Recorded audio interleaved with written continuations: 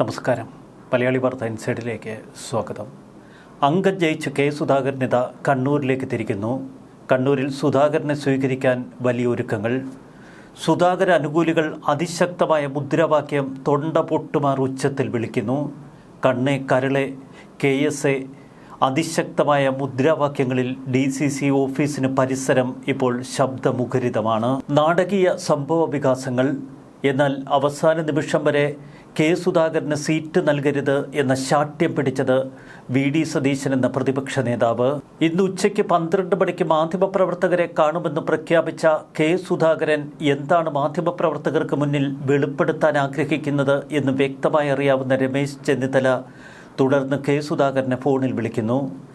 രമേശ് ചെന്നിത്തലയോട് സുധാകരൻ്റെ മറുപടി വ്യക്തമായിരുന്നു. ഒരു നിലയും വിലയുമില്ലാതെ ഈ പാർട്ടിയിൽ ഇനി ഞാൻ തുടരില്ല. ഡൽഹിയിലേക്ക് വിളിച്ചു വരുത്തി തന്നെ അപമാനിച്ചു. ഗുഡ് ബൈ എന്നാണ് രമേശ് ചെന്നിത്തലയോട് കെ സുധാകരൻ പ്രതികരിച്ചത്. അപകടം മണത്ത രമേശ് ചെന്നിത്തല പെട്ടെന്ന് തന്നെ തിരുവനന്തപുരത്തെ അഞ്ചനത്തിലേക്ക് ഫോൺ വിളിച്ചു. അവിടെ വിശ്രമിക്കുകയായിരുന്ന AK ആൻ്റണി ഫോണിൽ. അപകടത്തിലേക്കാണ് നമ്മൾ പോകുന്നത്, അടിയന്തരമായി AK ബന്ധപ്പെടണം. ഡൽഹിയിൽ ഗർജിക്കുന്ന സിംഹത്തിന് മുന്നിൽ വിരണ്ടുണങ്ങുന്ന ഹൈക്കമാൻഡിനെയാണ് പിന്നീട് ഇന്ത്യ കാണുന്നത്. അതിൻ്റെ പ്രതിധ്വനികൾ കേരളത്തിൽ മുഴങ്ങി. കോൺഗ്രസിനെ ആകെ വിഴുങ്ങിക്കളയുന്ന ഒരു സുധാകര ഗർജനമാണ് ഡൽഹിയിൽ നിന്ന് ഇന്ന് രാവിലെ കേട്ടത്. താൻ സ്വതന്ത്രനായി കണ്ണൂരിൽ മത്സരിക്കാനൊരുങ്ങുന്നു എന്ന് ഉറ്റ സുഹൃത്തുക്കളോട് കെ സുധാകരൻ വ്യക്തമാക്കി. തൊട്ടു പിന്നാലെ ചില മണ്ഡലങ്ങൾ തെരഞ്ഞെടുത്ത് തൻ്റെ അനുകൂലികളെ അവിടെ മത്സരിപ്പിക്കാനുള്ള തീരുമാനവും സുധാകരൻ കൈക്കൊണ്ടു. സുധാകരൻ ഒരു പാർട്ടി രൂപീകരിച്ച് മത്സര രംഗത്തിറങ്ങി NDA മുന്നണിയുടെ ഭാഗമാകും എന്ന സൂചനകളും പുറത്തുവന്നു. കാര്യങ്ങൾ കൈവിട്ടു പോകുന്നുവെന്ന് മനസ്സിലാക്കിയ KC വേണുഗോപാൽ തുടർന്ന് സുധാകരനെ ഫോണിൽ വിളിക്കുന്നു. KC വേണുഗോപാലിനോടും സുധാകരൻ്റെ മറുപടി നിശ്ചയദാർഢ്യത്തോടെ ഒരേ ഒരു വാക്ക്, ഗുഡ് ബൈ. KC വേണുഗോപാലിനെ ഫോണിൽ വിളിച്ച രമേശ് ചെന്നിത്തലയോട് KC പറഞ്ഞു, സുധാകരനെ അനുനയിപ്പിക്കാൻ കഴിയുന്നില്ല. ഹൈക്കമാൻഡ് പ്രതിനിധികളും സുധാകരനെ ബന്ധപ്പെടാൻ ശ്രമിച്ചു. എന്നാൽ 2 ദിവസമായി ഡൽഹിയിലേക്ക് വിളിപ്പിച്ചു വരുത്തി അപമാനിച്ച് ഗോദാവരി എന്ന ഫ്ളാറ്റിലെ 301 നമ്പർ മുറിയിലിരുത്തിയ കോൺഗ്രസ് നേതൃത്വത്തോട് അനുകൂല മനോഭാവം അപ്പോൾ സുധാകരൻ്റെ മനസ്സിലില്ല. ഇതോടെയാണ് പൊതുവെ കോൺഗ്രസ് രാഷ്ട്രീയത്തിൻ്റെ ക്രൈസിസ് മാനേജർ എന്നറിയപ്പെടുന്ന AK ആൻ്റണി കെ സുധാകരനെ ഫോണിൽ വിളിക്കുന്നത്. സുധാകരൻ കടുക്കൈ ചെയ്യും എന്ന വിവരം AK ആൻ്റണിക്ക് നൽകിയത് രമേശ് ചെന്നിത്തല. AK അടിയന്തരമായി ഡൽഹിയിൽ ബന്ധപ്പെട്ട് ഇക്കാര്യങ്ങളിൽ ഒരു അനുകൂല നിലപാടെടുപ്പിച്ചില്ല എങ്കിൽ അടുത്ത തവണയും അപകടത്തിലേക്കാണ് എന്ന് രമേശ് ചെന്നിത്തല AK ആൻ്റണിയോട് പറഞ്ഞു. ആൻ്റണി നേരെ മല്ലികാർജുൻ ഖാർഗെയെ വിളിക്കുന്നു. അപകടമാണ് കേരളത്തിലെ സ്ഥിതി. തിരുവനന്തപുരത്തിരിക്കുന്ന എനിക്ക് കാര്യങ്ങൾ അറിയാം. അടുത്ത തവണ കേരളത്തിൽ UDF വിജയിക്കണമെങ്കിൽ ഒരു കാരണവശാലും കെ സുധാകരനെ വെട്ടിനിരത്തരുത്. കേരളത്തിലെ പാർട്ടിയിൽ സുധാകരനുള്ള പ്രാധാന്യം AK ആൻ്റണി മല്ലികാർജുൻ ഖാർഗെയെ ബോധ്യപ്പെടുത്തി. കെ സുധാകരൻ പടിയിറങ്ങിയാൽ മലബാറിലെ കോൺഗ്രസ് തകരുമെന്ന് AK ആൻ്റണി തുറന്നു പറഞ്ഞു. കണ്ണൂരിലെ കോൺഗ്രസ് രാഷ്ട്രീയം സുധാകരന് ചുറ്റും കറങ്ങുന്ന ഒരു രാഷ്ട്രീയമാണ്. സുധാകരനില്ല എങ്കിൽ കണ്ണൂരിൽ കോൺഗ്രസ് രാഷ്ട്രീയമില്ല. ഇതിനിടയിൽ VD സതീശൻ ചില ഉന്നത നേതാക്കളുമായി ബന്ധപ്പെട്ടു. ഏതെങ്കിലും തലത്തിൽ സുധാകരനെ മത്സരിപ്പിക്കാൻ ശ്രമിച്ചാൽ അത് അപകടമുണ്ടാക്കുമെന്ന വാദമാണ് സതീശൻ ഉയർത്തിയത്. എന്നാൽ സതീശൻ്റെ ഈ വാദം വിലപ്പോയില്ല. തെരഞ്ഞെടുപ്പിന് തൊട്ടു മുൻപുള്ള ഈ മണിക്കൂറുകളിൽ ഒരു കാരണവശാലും പാർട്ടി ഒരു പിളർപ്പിലേക്ക് നീങ്ങുന്നുവെന്ന തോന്നൽ പാർട്ടി അണികളിൽ ഉണ്ടാവരുത്. ഇത് വലിയ നിരാശയ്ക്ക് കാരണമാകും. ഹൈക്കമാൻഡ് പിടിവാശി ഉപേക്ഷിക്കണമെന്നും കെ സുധാകരന് സീറ്റ് നൽകണമെന്നും തുടർന്ന് AK ആൻ്റണി മല്ലികാർജുൻ ഖാർഗെയോട് ആവശ്യപ്പെടുന്നു. ഇതിനെ തുടർന്നാണ് ഖാർഗെ രാഹുൽ ഗാന്ധിയെ ബന്ധപ്പെടുന്നത്. ഒടുവിൽ രാഹുൽ ഗാന്ധി പച്ചക്കൊടി കാട്ടിയതോടെ മല്ലികാർജുൻ ഖാർഗെ KC വേണുഗോപാലിനെ വിളിച്ചു. അങ്ങനെയെങ്കിൽ സുധാകരൻ മത്സരിക്കട്ടെ എന്ന തീരുമാനത്തിലേക്ക് ഹൈക്കമാൻഡ് എത്തുന്നു. സാക്ഷാൽ AK ആൻ്റണി തന്നെ ഇതിനിടയിൽ സുധാകരനെ വിളിച്ചു. ഞാൻ ഖാർഗെയുമായി സംസാരിക്കുന്നു, അവിവേകമൊന്നും കാട്ടരുത്, പ്രതികരണങ്ങൾ സൂക്ഷിച്ചു വേണം എന്ന് AK ആൻ്റണി കെ സുധാകരനോട് പറഞ്ഞു. എന്നും താനൊരു ജ്യേഷ്ഠ സഹോദരനെ പോലെ കാണുന്നയാളാണ് AK ആൻ്റണി എന്ന് പലവട്ടം കെ സുധാകരൻ വ്യക്തമാക്കിയിട്ടുണ്ട്. മുൻപ് ഗ്രൂപ്പ് പോരിൽ വിരുദ്ധ ചേരികളിൽ നിൽക്കുമ്പോഴും എ.കെ. ആന്റണിയെ വലിയ ബഹുമാനത്തോടെ മാത്രമേ നോക്കിക്കണ്ടിട്ടുള്ളൂ കെ. സുധാകരൻ. യാതൊരുവിധ പദവികളില്ല എങ്കിലും കേരള രാഷ്ട്രീയത്തിൽ മാത്രമല്ല ഇന്ത്യൻ നാഷണൽ കോൺഗ്രസിൽ തന്റെ സ്ഥാനം ഒരിക്കൽ കൂടി ഇത്തരമൊരു സംഭവത്തിലൂടെ ഉറപ്പിക്കുകയാണ് എ.കെ. ആന്റണി. ഡൽഹിയിലേക്ക് വിളിപ്പിച്ചു വരുത്തി അപമാനിച്ച് മൂലക്കിരുത്താനുള്ള ശ്രമങ്ങളാണ് നടന്നത് എന്ന് സുധാകരൻ കരുതി.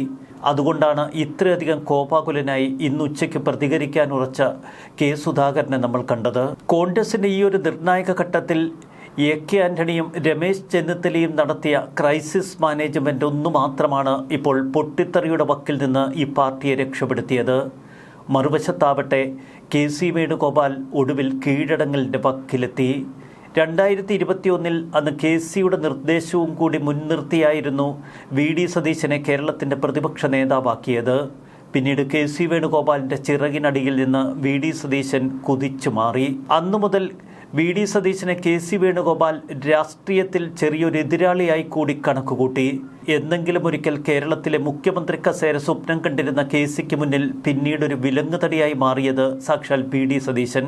ഒരു പ്രതിപക്ഷ നേതാവ് എന്ന നിലയിൽ ശക്തനായ ഒരു നേതാവിന്റെ മുഖം കേരളത്തിലെ കോൺഗ്രസ് പ്രവർത്തകർക്ക് മുന്നിൽ അവതരിപ്പിക്കാനാണ് മിക്കവാറും വി.ഡി. സതീശൻ ശ്രമിച്ചത്.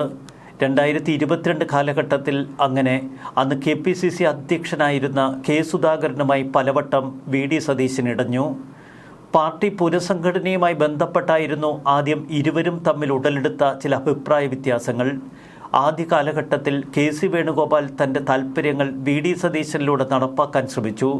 അതിന് വിലങ്ങുതടിയായി കെ. സുധാകരൻ മാറിയപ്പോൾ വി.ഡി. സുധാകരനെതിരെ കട്ടയ്ക്ക് നിന്നു. കെ.സി. വേണുഗോപാലിന്റെ പിന്തുണയായിരുന്നു അന്ന് KPCC അധ്യക്ഷനായിരുന്ന കെ. സുധാകരനെതിരെ കട്ടയ്ക്ക് നിൽക്കാൻ വി.ഡിക്ക് പ്രേരകമായത്. തുടർന്ന് കെ.സി. വേണുഗോപാൽ വി.ഡി. സതീശനിൽ നിന്നകന്നു. കെ.സിക്കൊപ്പം ഷാഫി പറമ്പിലിനെ പോലെയുള്ള ഒരുപിടി നേതാക്കളെ ചേർത്തു. മറുവശത്ത് കെ. സുധാകരൻ്റെയും വി.ഡി. സതീശൻ്റെയും ഈഗോ ഒന്നിനൊന്ന് കത്തിയാളി. പലപ്പോഴും ഇരുവരും തമ്മിൽ ഇടയുന്നത് മാധ്യമപ്രവർത്തകരുടെ മുന്നിൽ വെച്ചായി. ഒരിക്കൽ വാർത്താ സമ്മേളനത്തിൽ താമസിച്ചെത്തിയ പ്രതിപക്ഷ നേതാവിനെ പച്ചത്തെറി വിളിച്ചുകൊണ്ടാണ് അന്ന് കെ. സുധാകരൻ അപമാനിച്ചത്. മാധ്യമപ്രവർത്തകരായ ചിലരുടെ മൈക്കിൽ ഈ ശബ്ദം പതിഞ്ഞതോടെ അന്ന് സോഷ്യൽ മീഡിയയിൽ ഇത് വലിയ വൈറലായി. ഒരിക്കൽ KPCC മീറ്റിംഗ് തുടങ്ങുമ്പോൾ അന്ന് മാധ്യമപ്രവർത്തകർക്ക് പ്രതിപക്ഷ നേതാവിനെ വിമർശിക്കുന്ന ചില പോയിന്റുകൾ ഇന്നത്തെ യോഗത്തിൽ ഉയർന്നു വരുമെന്ന വാർത്ത ചോർത്ത് കിട്ടുന്നു. എന്നാൽ ഈ യോഗത്തിലേക്ക് അന്ന് പ്രതിപക്ഷ നേതാവിനെ ക്ഷണിച്ചിട്ടുണ്ടായിരുന്നില്ല. തുടർന്ന് തിരുവഞ്ചൂരിനെ വെച്ച് ഒരു അന്വേഷണ കമ്മീഷനൊക്കെ നമ്മൾ കണ്ടതാണ്. പലപ്പോഴും കെ. സുധാകരനും വി.ഡി. സതീശനും തമ്മിൽ കൊമ്പുകോർത്തു. അന്നു മുതൽ കെ. സുധാകരനെ ഒതുക്കുന്നതിൽ വി.ഡി. സതീശൻ എന്ന പ്രതിപക്ഷ നേതാവ് കരുക്കൾ നീക്കി. അങ്ങനെയാണ് കഴിഞ്ഞ ലോക്സഭാ തെരഞ്ഞെടുപ്പിന് തൊട്ടു മുൻപ് കെ. സുധാകരനെ അധ്യക്ഷ സ്ഥാനത്ത് നിന്ന് നീക്കാനുള്ള ഫോർമുല ഉരുത്തിരിയുന്നത്. പാർലമെൻറ്റിലേക്ക് കെ. സുധാകരനെ അയച്ച് കേരളത്തിലെ നേതൃത്വം മറ്റൊരു കൈകളിലെത്തിക്കുക എന്നതായിരുന്നു തന്ത്രത്തിന് പിന്നിൽ. ഇതിനുവേണ്ടി ഒരു ക്രിസ്ത്യൻ പേര് എന്ന തന്ത്രം ചിലർ മെനഞ്ഞെടുത്തു. കെ. സുധാകരനെ അന്ന് KPCC അധ്യക്ഷ സ്ഥാനത്ത് നിന്നിറക്കാൻ രാഹുൽ ഗാന്ധി ഒരു വലിയ ഓഫർ കെ. സുധാകരന് മുന്നിൽ വെച്ചു. വരുന്ന നിയമസഭാ തെരഞ്ഞെടുപ്പിൽ കെ. സുധാകരനെ കേരളത്തിൽ മത്സരിക്കാൻ അനുവദിക്കാമെന്നായിരുന്നു അന്ന് രാഹുൽ കൊടുത്ത വാക്ക്. കേവലം ഒരു മന്ത്രി മാത്രമല്ല, മുഖ്യമന്ത്രി കസേര പോലും കെ. സുധാകരൻ സ്വപ്നം കാണുന്നു. കണ്ണൂരിൻ്റെ രാഷ്ട്രീയത്തിൽ CPM എന്ന രാഷ്ട്രീയ ഗുണ്ട രാജിനെതിരെ അതിശക്തമായി നെഞ്ചുറപ്പോടെ നേരിട്ട തനിക്ക് ഒരിക്കലെങ്കിലും കേരളത്തിൻ്റെ മുഖ്യമന്ത്രി കസേരയിൽ ഇരിക്കണമെന്ന ആഗ്രഹം അന്നു മുതലേ സുധാകരനിൽ രൂക്ഷമാണ്. പ്രത്യേകിച്ച് കഴിഞ്ഞ ഒരു പതിറ്റാണ്ടായി പിണറായി വിജയനുമായി നേർക്കുനേർ കൊമ്പുകോർക്കുമ്പോഴൊക്കെ സുധാകരൻ പിണറായി വിജയനെ നേരിട്ട് വെല്ലുവിളിച്ചിരുന്നു. ഇതിൻ്റെ പരിസമാപ്തിയാണ് ഇപ്പോൾ ഡൽഹിയിൽ കാണുന്നത്.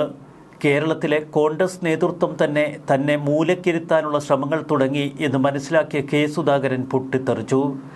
ഏറ്റവും വിനാശകരമായ ഒരു മാധ്യമ സമ്മേളനമായിരിക്കും ഇന്ന് ഉച്ചയ്ക്ക് 12 മണിക്ക് നടക്കാൻ പോകുന്നത് എന്ന് കോൺഗ്രസ് പ്രവർത്തകർ മാത്രമല്ല എ.കെ. ആന്റണിയെ പോലുള്ള ഉന്നത നേതാക്കൾക്കും ഉള്ളിൽ ബോധ്യമുണ്ടായി. കെ. സുധാകരൻ കണ്ണൂരിൽ മത്സരിക്കാൻ ഇറങ്ങിയാൽ ഒരു കരുത്തൻ സ്ഥാനാർത്ഥിയായിരിക്കുമെന്നുറപ്പാണ്.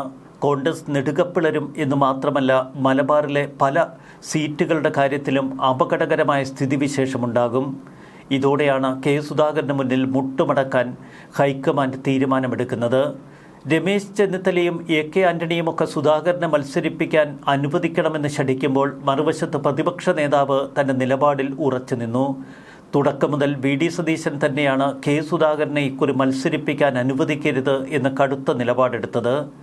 കോന്നി സീറ്റിൽ അടൂർ പ്രകാശിൻ്റെ കളികളും എല്ലാ സമവാക്യങ്ങളും തെറ്റിക്കുന്നതായിരുന്നു. മുമ്പൊന്നും ശിവഗിരി മഠം കേരളത്തിലെ തെരഞ്ഞെടുപ്പിൽ പ്രത്യേകിച്ച് കോൺഗ്രസ് രാഷ്ട്രീയത്തിൽ ഇടപെട്ട ചരിത്രമില്ല. എന്നാൽ ശിവഗിരി മഠത്തിലെ സന്യാസിമാരെ ഇളക്കി അടൂർ പ്രകാശ് വളരെ കരുതലോടെ ചില കരുക്കൾ നീക്കി കോന്നി സീറ്റിൽ മത്സരിക്കുകയും ഒരു ഈഴവ പ്രാതിനിധ്യത്തിൻ്റെ പേരിൽ ശങ്കറിനു ശേഷം കേരളത്തിലെ മുഖ്യമന്ത്രി കസേരയിൽ കയറിയിരിക്കാം എന്ന മോഹമാണ് അടൂർ പ്രകാശിനെ ഇത്തരമൊരു തെരഞ്ഞെടുപ്പ് ഗോതയിലേക്ക് തള്ളിയിടാൻ പ്രേരകമായത്. സുധാകരൻ പുറത്തുപോയാൽ മലബാറിലെ കോൺഗ്രസ് കോട്ടകൾ തകരുമെന്ന് എ.കെ. ആന്റണിക്ക് ബോധ്യമുണ്ട്. ആ ബോധ്യം തന്നെയാണ് മല്ലികാർജ്ജുൻ ഖാർഗെയ്ക്ക് മുന്നിൽ ഇത്ര ശക്തമായി കാര്യങ്ങൾ അവതരിപ്പിക്കാൻ എ.കെ. ആന്റണിക്ക് പ്രേരകമായതും. ഈ തെരഞ്ഞെടുപ്പ് കാലത്ത് ആദ്യമായാണ് കോൺഗ്രസിൻ്റെ സ്ഥാനാർത്ഥി തെരഞ്ഞെടുപ്പ് പ്രക്രിയയിൽ എ.കെ. ആന്റണി ഇടപെടുന്നത്, അതും പാർട്ടിയുടെ ഒരു നിർണായക ഘട്ടത്തിൽ. മല്ലികാർജ്ജുൻ ഖാർഗെയുമായി മാത്രമല്ല രാഹുൽ ഗാന്ധിയുമായി എ.കെ. ആന്റണി ഫോണിൽ ബന്ധപ്പെട്ടു. സുധാകരന്റെ പ്രാധാന്യം എ.കെ. ആന്റണി പറഞ്ഞു മനസ്സിലാക്കുന്നിടത്തെത്തി കാര്യങ്ങൾ. സുധാകരൻ്റെ അനുയായികൾ ഇപ്പോൾ വലിയ ആവേശത്തിലാണ്. വലിയ സ്വീകരണവും റോഡ് ഷോയും അവർ ഇപ്പോൾ തന്നെ ക്രമീകരിച്ചു കഴിഞ്ഞു. കണ്ണൂരിലെത്തുന്ന സുധാകരന് വലിയ സ്വീകരണം നൽകുമെന്നാണ്. സുധാകരനെ വലിയ റോഡ് ഷോയിലൂടെ കണ്ണൂർ മണ്ഡലത്തിൽ അവതരിപ്പിക്കാനുള്ള നീക്കങ്ങൾ അവർ തുടങ്ങി. ഒരൊറ്റ ഫോൺ വിളി എ.കെ. ആന്റണി സുധാകരനെ വിളിച്ചുകൊണ്ട് ഒരൊറ്റ വാക്കാണ് പറഞ്ഞത്: നമുക്കൊന്നിച്ച് മുന്നോട്ട് പോകണം, അതിനുള്ള ഫോർമുല ഞാൻ സംസാരിക്കാം. ജ്യേഷ്ഠ സഹോദരനായി താൻ കാണുന്ന ആന്റണിയുടെ ശാസനയ്ക്ക് മുന്നിൽ താൻ വഴങ്ങി എന്ന് സുധാകരൻ തുടർന്ന് തൻ്റെ സുഹൃത്തുക്കളോട് പങ്കുവച്ചു. പിണറായി വിജയൻ സർക്കാർ അധികാരത്തിലിരുന്നപ്പോഴും കെ. സുധാകരനെ ഒരു കേസിൻ്റെ പേരിൽ വേട്ടയാടി. സുധാകരനെ അറസ്റ്റ് ചെയ്ത സംഭവം വരെ. ഇത്തരം ഘട്ടങ്ങളിലൊന്നും അന്ന് പ്രതിപക്ഷ നേതാവ് വേണ്ട ആർജവത്തോടെ പ്രതികരിച്ചില്ല എന്ന പരാതി പൊതുവെ സുധാകരനിൽ ശക്തമാണ്. KPCC അധ്യക്ഷനായിരുന്നപ്പോൾ അത് പലപ്പോഴും കട്ടയ്ക്ക് ഇരുവരും പ്രകോപിതരായി സംസാരിക്കുന്ന കാഴ്ച കേരളം കണ്ടിട്ടുണ്ട്. പച്ചത്തെറി വിളിച്ചുകൊണ്ട് ഇയാൾ എവിടെ പോയി എന്ന് ചോദിക്കുന്ന KPCC അധ്യക്ഷൻ, അത് മാധ്യമ സമ്മേളനത്തിനിടെ. അന്ന് താമസിച്ച പ്രതിപക്ഷ നേതാവിനെ രൂക്ഷമായ ഭാഷയിൽ വിമർശിക്കുക കൂടി ചെയ്തു സുധാകരൻ. ആ വാശിയൊക്കെ പഴയകാല സംഭവങ്ങളാണ് എങ്കിൽ അതിൻ്റെ തുടർച്ചയാണ് ഡൽഹിയിൽ നമ്മൾ കണ്ടത്. ദിവസങ്ങൾക്ക് മുൻപ് സുധാകരൻ തൻ്റെ ഫേസ്ബുക്കിൽ കുറിച്ചു, കണ്ണൂരിൽ താൻ മത്സരിക്കും. അതിന് തൊട്ടു മുൻപ് മാധ്യമപ്രവർത്തകരോട് 110% കണ്ണൂരിൽ താൻ മത്സരിക്കുമെന്ന് സുധാകരൻ ഉറപ്പിച്ചിരുന്നു. എന്നാൽ അത് സുധാകരൻ്റെ വെറും സംഭാഷണ ശൈലി മാത്രമാണ് എന്നതായിരുന്നു സതീശൻ്റെ പ്രതികരണം. സുധാകരൻ്റെ ഫേസ്ബുക്കിൽ മറ്റാരോ കുറിപ്പിട്ടതാണ് എന്നൊക്കെ സതീശൻ പ്രതികരിച്ചിരുന്നു. എന്നാൽ അതിന് കട്ടയ്ക്ക് മറുപടി നൽകിക്കൊണ്ട് സുധാകരൻ പെട്ടെന്ന് പ്രതികരിച്ചു. ഫേസ്ബുക്ക് കുറിപ്പിട്ടത് താനാണ്, കണ്ണൂരിൽ മത്സരിക്കുമെന്ന് പറഞ്ഞാൽ താൻ മത്സരിച്ചിരിക്കും. ഡൽഹിയിലെത്തിയ സുധാകരൻ കടുത്ത അതൃപ്തിയിൽ തുടർന്നത് കോൺഗ്രസിനുണ്ടാക്കിയ ക്ഷീണം ചെറുതല്ല. നമ്മളോടൊക്കെ ആര് ചർച്ച ചെയ്യാനാണ്, നമ്മളൊക്കെ ആരാണ് എന്ന് തുടങ്ങി കോൺഗ്രസ് നേതൃത്വത്തിനു മുന്നിൽ അവരെ വിയർപ്പിച്ച ഒരുപിടി സംസാരങ്ങൾ. ഒടുവിൽ KC വേണുഗോപാൽ വിളിച്ചപ്പോൾ കട്ടയ്ക്ക് ഒരൊറ്റ മറുപടി: ശരി, നിങ്ങൾക്ക് നിങ്ങളുടെ വഴി, എനിക്ക് എൻ്റെ വഴി, ഓക്കെ, ഗുഡ് ബൈ. സുധാകരൻ്റെ ഒരൊറ്റ ഗുഡ് ബൈ ഹൈക്കമാൻഡിനെ വിറപ്പിച്ചു. സുധാകരൻ അടുത്ത നിയമസഭാ തെരഞ്ഞെടുപ്പിൽ ഒരിടുത്തിയായി മാറുമെന്ന് കോൺഗ്രസ് ഹൈക്കമാൻഡ് തിരിച്ചറിയുന്ന നിമിഷങ്ങൾ. കെ. സുധാകരൻ അത്ര നിസ്സാരക്കാരനല്ല. സുധാകരനിലൂടെ ജനപ്രിയനായ ഒരു വിമത നേതാവ് ജനിക്കുന്നത് പാർട്ടിയെ തകർക്കുമെന്ന ബോധ്യം രമേശ് ചെന്നിത്തലയ്ക്ക്. ഈ ബോധ്യമാണ് ഒടുവിൽ സുധാകരനെ തിരികെ എത്തിക്കുന്നതിൽ വിജയം വരിച്ചതും. കെ. സുധാകരൻ എന്ന ഒറ്റയാൻ നേതാവ് ആ കരുത്തിൻ്റെ സിംഹഗർജനമാണ് ഡൽഹിയിൽ നിന്ന് കേട്ടത്. ഇപ്പോഴിതാ അദ്ദേഹം കണ്ണൂരിലേക്ക് വിജയശ്രീ ലാളിതനായി കുതിക്കുന്നു. ന്യൂസ് ഡെസ്ക് മലയാളി വാർത്ത ഇൻസൈഡ്.